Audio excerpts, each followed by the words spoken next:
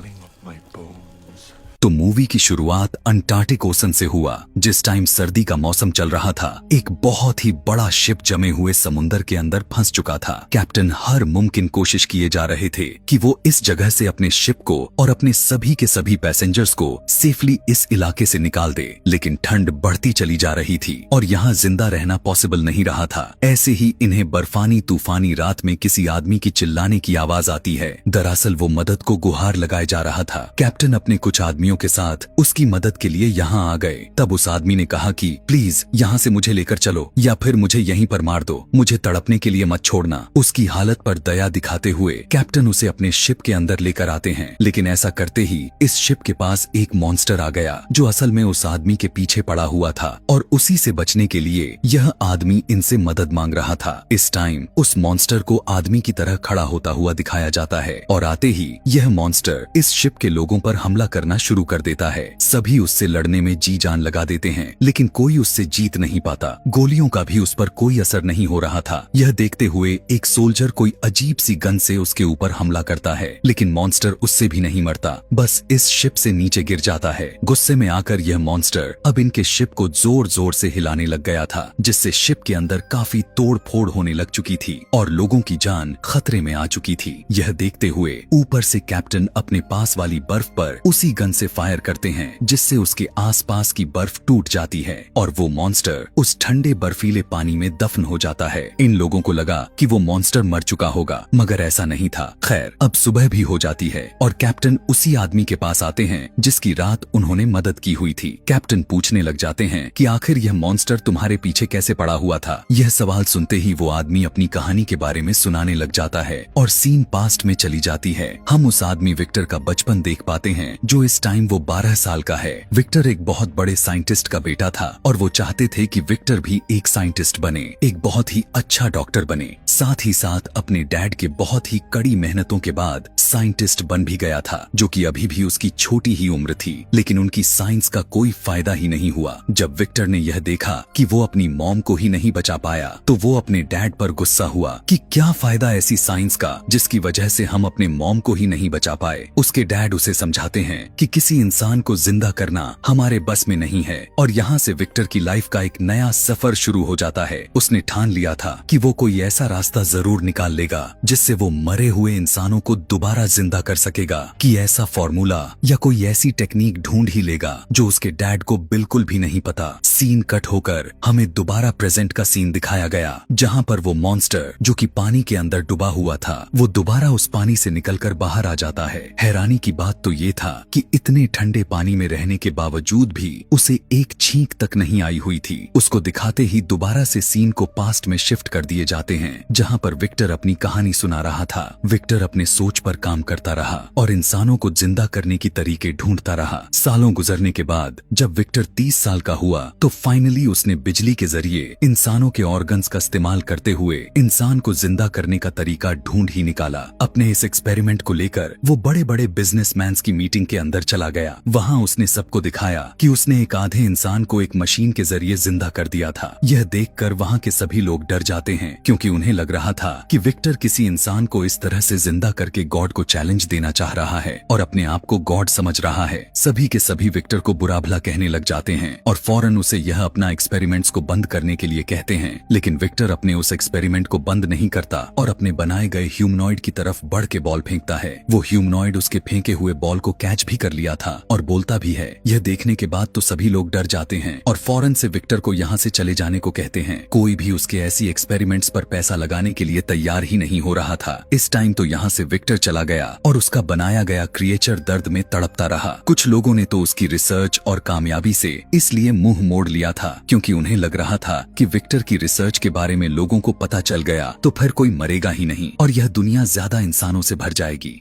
उदास हुआ विक्टर यहाँ से चला जाता है और फिर विक्टर को एक बहुत ही बड़ा बिजनेसमैन ने बुलाया। असल में मैटर यह था कि इस बिजनेसमैन के पास पैसा बहुत था, बिजनेस बहुत था, लेकिन उसकी अपनी ही जिंदगी बहुत ही कम बच गई थी। वो सालों से ही कोई ऐसा तरीका ढूंढ रहा था जिससे वो अपनी बीमारी को ठीक कर सके और अपनी लाइफ को बढ़ा सके। और अब विक्टर को देखते हुए उसके एक्सपेरिमेंट्स के बारे में जानकर उसके अंदर भी उम्मीद जाग उठी थी कि अब वो भी अपनी जिंदगी जी सकता है। वो बिजनेसमैन विक्टर से कहता है तुम्हें जितना पैसा चाहिए, जो जो चीजें चाहिए, दुनिया के जिस भी कोने से चाहिए, मैं तुम्हें सब ला कर दूंगा। बस तुम लैब बनाओ और अपना एक्सपेरिमेंट को पूरा करो ताकि बाद में तुम मेरी जान बचा सको। विक्टर बहुत ही ज्यादा खुश था। वो अपने भाई विलियम के घर जाता है उसे यह खुशखबरी देने के लिए कि वो अपनी एक लैब बनाने वाला है। उसका भाई भी उसकी इस कामयाबी पर खुश हो जाता है और यहीं पर विक्टर की मुलाकात एलिजाबेथ से हो गया, जो कि विलियम की वाइफ थी। एलिजाबेथ विक्टर को समझाने लग गई कि साइंस और गॉड के बीच के लाइन खींची गई है। तुम साइंस के जरिए बस अपने एक्सपेरिमेंट्स को पूरा करना, कभी भी अपने आप को गॉड मत समझना।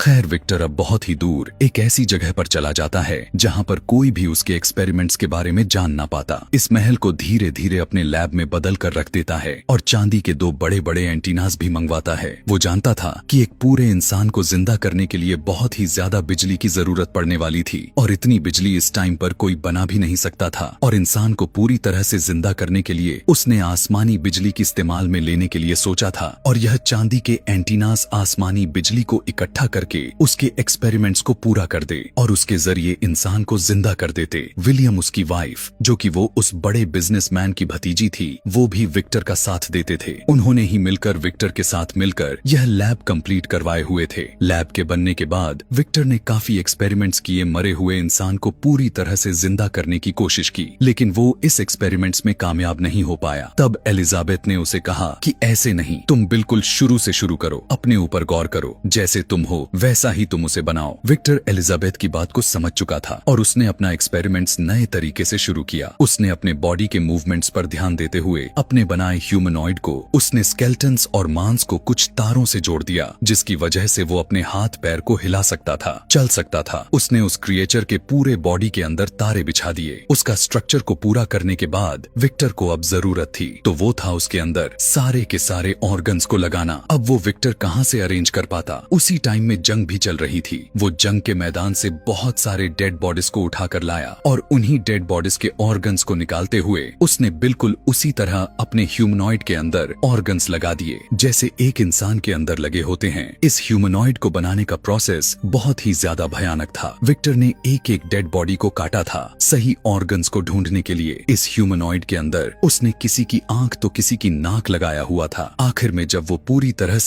वो अपने पूरे बॉडी को पूरा कर लेता है तो वो इसका नाम फ्रैंकनस्टाइन रखता है। इस बॉडी के दिल को वो एक पावर मशीन के साथ जोड़ देता है जो बिजली के जरिए उसके दिल को जिंदा कर देती। बॉडी बनाने के बाद उसे इंतजार था तो बस एक गरजती हुई तूफान। जब आसमानी बिजली उसके चांदी के एंटीनास पर गिरती तो वो एंटीनास इस ह्यूमनॉइड को जिंदा कर देते। एक दिन ऐसे ही तूफान आ भी जाता है। विक्टर को लगने लगा कि आज उसका एक्सपेरिमेंट्स पूरा हो जाएगा और उसी दिन वो बिजनेसमैन जिसने यह पूरा एक्सपेरिमेंट करवाया हुआ था वो भी विक्टर के पास आ जाता है। विक्टर उससे पूछने लग गया, देखो आज एक्सपेरिमेंट्स पूरा हो जाएगा, तुम मुझसे क्या चाहते हो। आदमी कहने लगा, मैं और भी क्या आखिर चाहूंगा, मैं तो बस यही चाहता हूँ कि जब मैं मर जाऊं तो तुम मुझे भी इस बॉडी की तरह ही जिंदा कर देना और अगर तुमने मुझे जिंदा नहीं कर सकते तो मेरा दिल और दिमाग इस बॉडी में डाल देना। यह सुनने के बाद विक्टर कहने लगा कि नहीं, मैं अपने बॉडी के साथ और भी छेड़छाड़ नहीं करने वाला। यह सुनकर उस बिजनेसमैन को काफी गुस्सा आ जाता है और उन दोनों के बीच लड़ाई हो जाती है।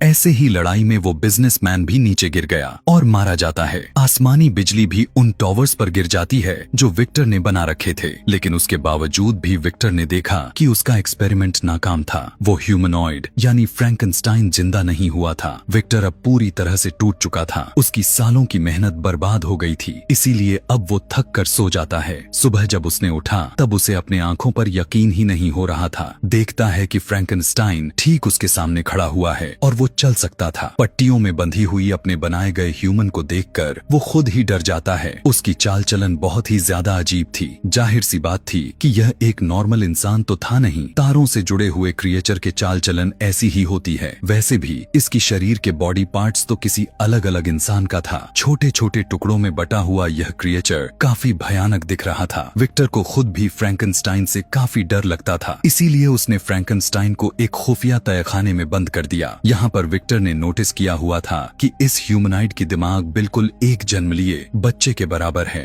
विक्टर अब उसे बोलने के लिए सिखाने लग गया और उसे अपना ही नाम रख दिया। उसके सामने आकर कहने लग गया कि आई एम विक्टर, मैं विक्टर हूँ। और फ्रैंकनस्टाइन उसी अंदाज में मगर अपने बहुत ही भयानक आवाज में बोलता है। हर गुजरते हुए दिनों में विक्टर उसे आम इंसानों वाली लाइफ सिखाने की कोशिश करता रहा, लेकिन विक्टर एक बात भूल गया कि दिमागी तौर पर फ्रैंकनस्टाइन एक बच्चा है और उसे एक बच्चे की तरह ट्रीट करना था। कुछ दिन गुजरते ही विलियम अपनी वाइफ एलिजाबेथ के साथ विक्टर से मिलने के लिए आते हैं और उसके आने पर विक्टर घबरा जाता है। विक्टर एलिजाबेथ के अंकल को मार चुका था। अभी वो यह सब सोच ही रहा था कि तभी एलिजाबेथ को तहखाने से कुछ आवाज आते हैं। यहाँ जब वो जाती है तो उसका सामना फ्रैंकनस्टाइन से हो जाता है। वो उसे देखकर बहुत ही ज्यादा हैरान हो चुकी थी और विक्टर की कामयाबी पर खुश भी थी। फ्रैंकनस्टाइन को देखकर वो कहने लग गई कि तुम तो बहुत ही बड़े हो। और यहाँ पर फ्रैंकनस्टाइन उससे उसका नाम पूछने लग गया और एलिजाबेथ उसे अपना नाम बताती है। एलिजाबेथ भी अब फ्रैंकनस्टाइन को चीजें सिखाने लग चुकी थी। वो उसे 3 नाम बताया हुआ था, पानी, हवा और आग। विक्टर जब यह नोटिस करता है कि फ्रैंकनस्टाइन उसकी सिखाई हुई बातें नहीं समझ रहा बल्कि वहीं एलिजाबेथ की सिखाई हुई बातें समझ रहा है, क्योंकि वो बच्चों के लेवल पर आकर उसे समझा रही थी, जो विक्टर को थोड़ी सी जेलेशी फील होती है। इसी गुस्से में वो अपने भाई विलियम के पास जाता है और उसे कहने लगा कि तुम फौरन से एलिजाबेथ को यहाँ से लेकर चले जाओ। जो क्रिएचर मैंने बनाया हुआ है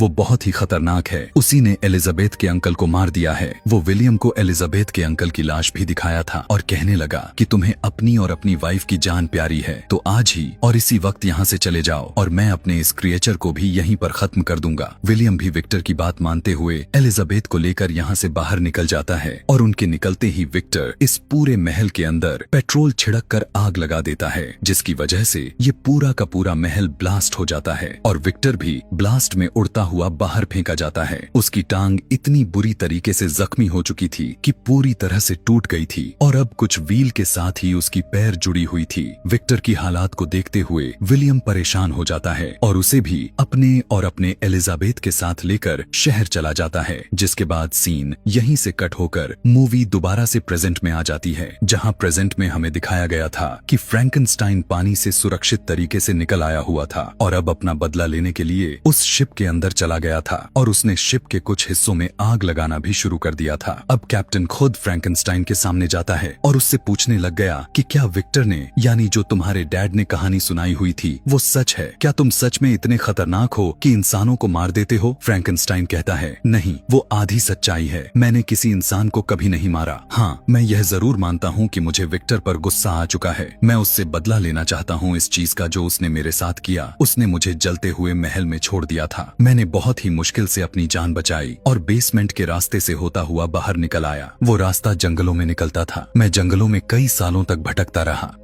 वो कहता है कि विक्टर ने कभी इस बात का भी ख्याल नहीं किया। मैं दिमागी तौर पर एक बच्चा था। मैं उस दुनिया में कैसे जीता? मैं मुश्किलें सही, जानवर तक मुझे देख डर कर भाग जाते थे। मैं बहुत ही अकेले हो चुका था। जंगल में कुछ शिकारी मुझे देखते थे तो वो फौरन से मुझ पर हमला करने लग जाते थे, क्योंकि वो मुझे शैतान समझते थे। ऐसे ही एक बार कुछ शिकारी उन्हें देख लेते हैं जिनसे वो बचकर भाग नहीं पाता और शिकारी उसे गोलियां मार देते हैं। अपनी जान बचाने के लिए वो यहाँ से भागता हुआ एक घर के पास आता है और उसमें छुप जाता है।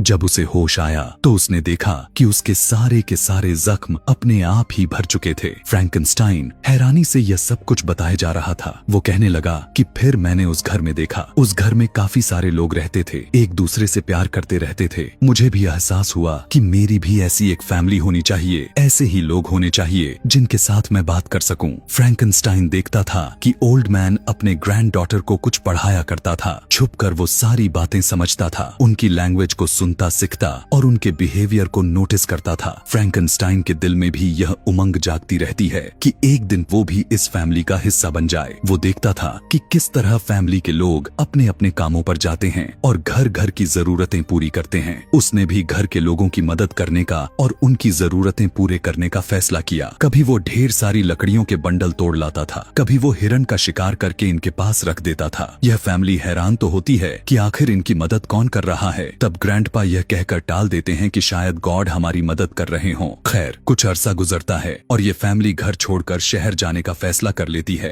लेकिन इनके ग्रैंडपा यहीं पर रह जाते हैं। पता चलता है कि ग्रैंडपा देख नहीं सकते थे, लेकिन वो सुन जरूर सकते थे, और वो हमेशा से यह बात जानते थे कि फ्रैंकनस्टाइन उनके घर रह रहा है। वो फ्रैंकनस्टाइन को एक इंसान ही समझते थे, और वो यह भी जानते थे कि हमेशा से फ्रैंकनस्टाइन ही उनकी मदद किया करता था। उनकी फैमिली के जाने के बाद फ्रैंकनस्टाइन उनके सामने आ जाता है और ओल्ड मैन उसे अपने फैमिली मेंबर के तौर पर एक्सेप्ट कर लेते हैं। वो जितना अरसे तक फ्रैंकनस्टाइन के साथ रहते हैं, फ्रैंकनस्टाइन को इंसानों की तरह जीना सिखाते हैं, उसे पढ़ना सिखाते हैं और इंसानों वाले सभी काम करना सिखाते हैं। एक दिन फ्रैंकनस्टाइन सब कुछ सीख जाता है और ग्रैंडपा उससे बात कर रहे होते हैं। वो उससे पूछते हैं, तुम कहाँ से आए हो? फ्रैंकनस्टाइन यह सवाल सुनकर चौंक जाता है, क्योंकि इसका जवाब तो उसके पास भी नहीं था। ग्रैंडपा उसे समझाने लग गए, तुम्हें कुछ तो याद होगा ना कि तुम आखिरी बार कहाँ पर थे? फ्रैंकनस्टाइन कहता है कि हाँ, जहाँ से मैं आया हुआ था वो जगह मुझे याद है, मैं वहाँ पर जा सकता हूँ। फ्रैंकनस्टाइन को वो समझाते हैं, तुम वहाँ पर जाओ, तुम्हें अपने लाइफ के बारे में पता चलेगा। उनकी बात को मानते हुए फ्रैंकनस्टाइन उसी लैब के पास आ जाता है जहाँ पर विक्टर ने उसे बनाया हुआ था। यहाँ पर उसे विक्टर के एक्सपेरिमेंट्स के बारे में पता चलता है और यह जानकर उसे हैरानी होती है कि वो पैदा नहीं हुआ था बल्कि बनाया गया था, और उसे यहीं से विक्टर का एड्रेस भी मिलता है। और वो सोच लेता है कि वो विक्टर के पास जाएगा और उससे रिक्वेस्ट करेगा कि वो उसी जैसा एक और क्रिएचर बना दे जिसके साथ वो इस दुनिया में रह सके और सरवाइव कर सके।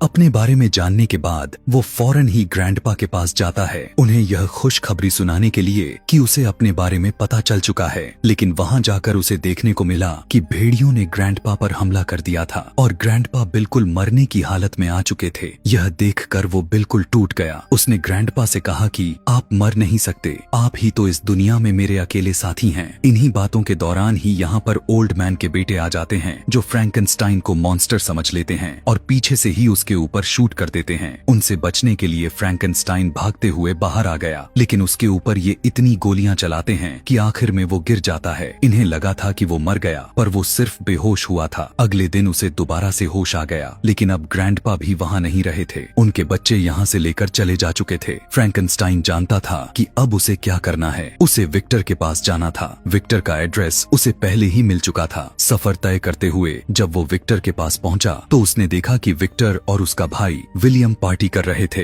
यह देखने के बाद तो उसे गुस्सा आ गया कि फ्रैंकनस्टाइन अभी अपने दर्द में जिंदगी गुजार रहा है और विक्टर अय्याशी की जिंदगी जी रहा है। इस गुस्से में आकर वो विक्टर पर हमला करता है और कहने लगा, मैं तुमसे अपना बदला लेकर ही रहूंगा। विक्टर भी उससे कहता है कि मैं यही तो चाहता हूँ कि तुम मुझे मार दो। मुझे अफसोस है कि मैंने तुम जैसी भयानक क्रिएचर को बनाया। मैं तो उसी दिन से पछता रहा हूँ जिस दिन से मैंने तुम जैसे मॉन्स्टर को बना दिए। यहाँ पर फ्रैंकनस्टाइन उसे कहता है कि मैं मॉन्स्टर नहीं हूँ, पर विक्टर उसकी बात नहीं सुन रहा था और उसके ऊपर गोली से हमला करने ही वाला था कि एलिजाबेथ फ्रैंकनस्टाइन के सामने आ जाती है और फ्रैंकनस्टाइन की गोली अपने ऊपर खा लेती है। फ्रैंकनस्टाइन एक बार फिर से टूट गया था, क्योंकि ग्रैंडपा और एलिजाबेथ ही थे जो उसे इंसान समझते थे। दुख में एलिजाबेथ को गोद में उठाए वो पार्टी में से बाहर निकल जाता है। घर पर अपनी वाइफ की मौत की वजह से विलियम भी सदमे में आ चुका था। वो विक्टर से कहता है कि तुमने सब कुछ बर्बाद कर दिया। हालांकि विक्टर उससे माफी भी मांगता रहा, लेकिन फिर भी विलियम उसे अपने घर से निकाल देता है। विक्टर को अब फ्रैंकनस्टाइन पर काफी ज्यादा ही गुस्सा आ गया था, क्योंकि उसी की वजह से उसके भाई की लाइफ बर्बाद हुआ था। बदला लेने के लिए वो दोबारा फ्रैंकनस्टाइन को ढूंढते हुए उस तक पहुंच जाता है और गुस्से में जाकर उसकी नाक उतार देता है। विक्टर उससे कहता है, मैं तुमसे अपना बदला लेकर ही रहूंगा। फ्रैंकनस्टाइन भी जवाब दिया कि अगर तुम मुझसे बदला ही लेना चाहते हो तो तुम्हें मुझे ढूंढना होगा। यह कहकर वो वहां से चला जाता है और ऐसे ही सालों गुजर जाते हैं। काफी सालों तक विक्टर भी फ्रैंकनस्टाइन का पीछा करता रहा। बहुत ही ऐसी मोड़ आई जहां वो फ्रैंकनस्टाइन को मार सकता था।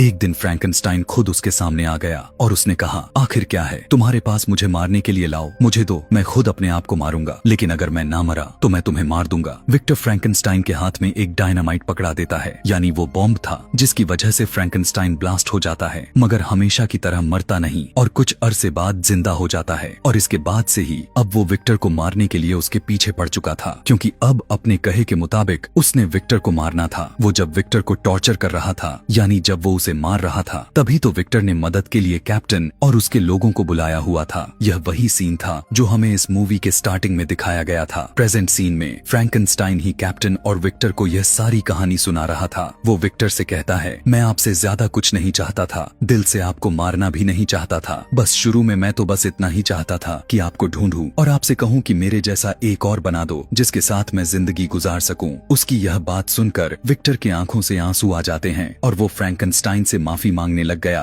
कि मैंने तुम्हें ही नहीं जान पाया जिसे मैंने खुद बनाया था। विक्टर की हालात काफी खराब थी, वो मरने के करीब पहुंच चुका था, मगर मरने से पहले वो फ्रैंकनस्टाइन को कहकर जाता है कि तुम्हें मेरी जगह पर जीना होगा और प्लीज मुझे माफ कर दो। फ्रैंकनस्टाइन भी यहाँ पर विक्टर को माफ भी कर देता है और उसकी इस एंडिंग को देखते हुए सभी के सभी रोने लग जाते हैं। आखिर फ्रैंकनस्टाइन शिप से उतर जाता है और उनकी इस शिप को इस बर्फानी जगहों से आजाद करवाते हुए समुंदर में भी भेज देता है। सभी लोग इस तरह से आजाद हो जाते हैं। यहाँ से जाते हुए सभी फ्रैंकनस्टाइन की तरफ हाथ हिलाते हैं। फ्रैंकनस्टाइन इंसानों को एक बार फिर से अपने से दूर जाता हुआ देखकर काफी दुखी हो चुका था, पर अब उसने यह ठान ली थी कि वो यह जिंदगी अकेले ही गुजारेगा। और इसी के साथ यह कहानी भी यहीं पर खत्म हो जाती है। ऐसे ही और भी मजेदार मूवी एक्सप्लेनेशन वीडियोस देखने के लिए कमेंट में नेक्स्ट लिखना ना भूलें। Thanks for watching.